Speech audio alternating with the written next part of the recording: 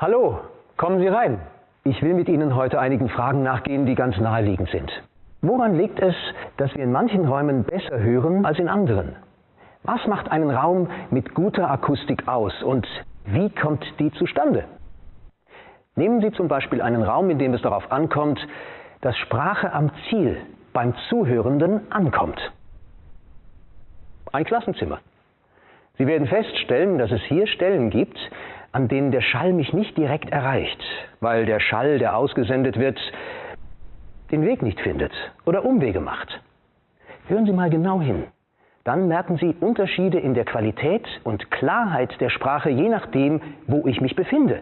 Manchmal führt schlechte Akustik dazu, dass wir gar nichts mehr verstehen. Wir spielen mal eine Lehrerstimme ein. Ich weiß, dass letzte Woche einige von euch noch offene Fragen dazu hatten. Hören Sie die darum jetzt gehen gut? wir die Aufgabe nun Schritt für Schritt gemeinsam durch. Die nächste Klausur findet am 19. statt. Immer noch? Also Montag in der kommenden Woche. Da werden euch ähnliche Aufgaben begegnen. Jetzt kaum noch. Darum bitte ich euch heute... Stellen Sie sich vor, gerade jetzt würde der Lehrer wichtige Dinge erklären. Kaum zu verstehen für jemanden, der an der falschen Stelle im Raum ist.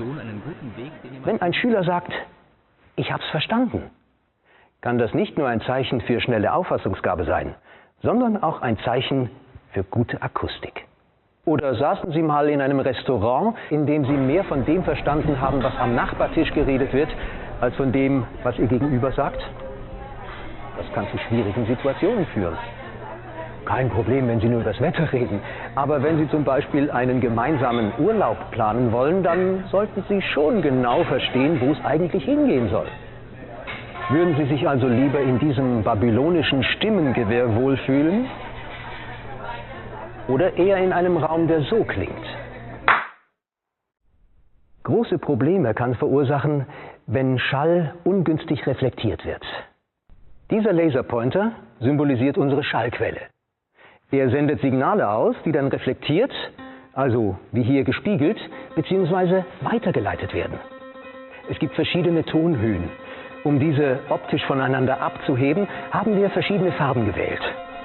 Sie sehen, es gibt ein ziemlich buntes Bild ab, das unsere Augen verwirrt.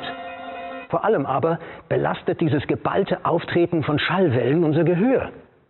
Die vielen Reflexionen sorgen dafür, dass uns sozusagen der Überblick beim Hören verloren geht. Stellen Sie sich vor, in meiner Hand ist kein Ball, sondern ein Schallimpuls.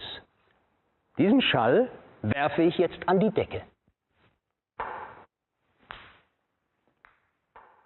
Andere Schallquellen tun dasselbe. Sie sehen, dass nicht alles zurückkommt. Ein Teil des Schalls verschwindet. Diese Absorption ist ein tolles Werkzeug, denn die Nachhallzeit wird verringert und der Lärmpegel wird reduziert. Sie sehen hier, wie die Bälle verschwinden. Das ist der Schall, der dann nicht mehr zu hören ist. Eine Akustikdecke aus gelochten Gipsplatten hat genau diese Wirkung. Sie alle haben das schon mal erlebt. Ein Ton, der nicht aufhört, der immer wieder ans Ohr dringt. Dieses Phänomen hat einen ganz bestimmten Namen. Man spricht dann von einem Flatterecho. Stellen wir uns diese hartnäckige Form des Schalls als Kugel vor.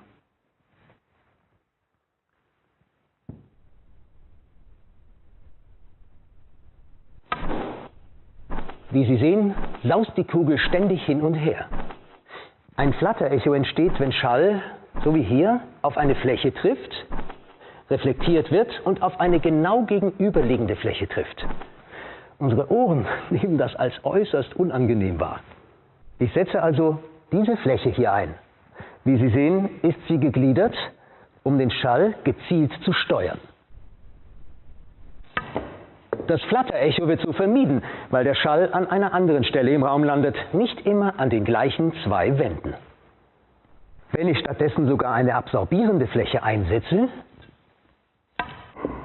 dann kommt der Ton ganz zur Ruhe. Wirkt wohltuend, nicht wahr? Wenn jemand sagt, gute Akustik, dann wissen Sie, dass das kein Zufall ist, sondern dass dafür gute Planung und konkrete bauliche Maßnahmen verantwortlich sind. Also, wenn Sie sich selbst mit dem Planen und Bauen von Räumen und Gebäuden beschäftigen, haben Sie jetzt die Chance, wirklich akustisch bewusst zu bauen. Und das heißt, verantwortungsbewusst zu bauen. Denn Irgendwann werden Menschen den von ihnen geschaffenen Raum betreten. Und dann wollen sie auch, dass die sich wirklich wohlfühlen. Oder?